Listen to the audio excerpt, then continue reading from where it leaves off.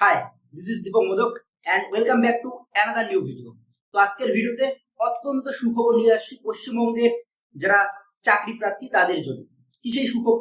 তোমরা জানো সামনেই পশ্চিমবঙ্গ বিধানসভা ভোট। এবার ভোটের আগে সরকারের তরফ থেকে বিভিন্ন চাকরির কিন্তু নোটিফিকেশন ধীরে ধীরে আসা শুরু করে দিয়েছে।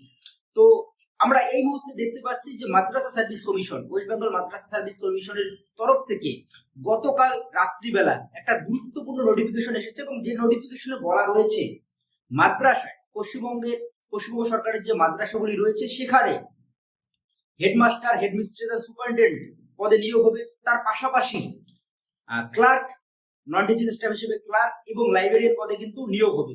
তার যে নোটিফিকেশন সেটা কিন্তু অলরেডি মাদ্রাসা সার্ভিস কমিশনের ওয়েবসাইটে শর্ট নোটিফিকেশন চলে আসছে।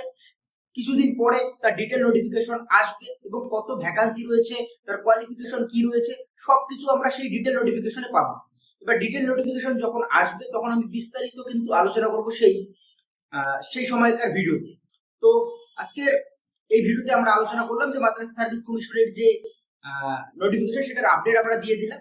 তো পরবর্তীকালে তোমরা যাতে পুরো নোটিফিকেশনটার ডিটেল আলোচনা পেতে পারো তার জন্য ফেসবুক থেকে ভিডিওটা দেখলে ফেসবুকের পেজটাকে ফলো করে রাখো, আর ইউটিউব থেকে ভিডিওটা দেখলে ইউটিউবের চ্যানেলটিকে সাবস্ক্রাইব করে রাখো।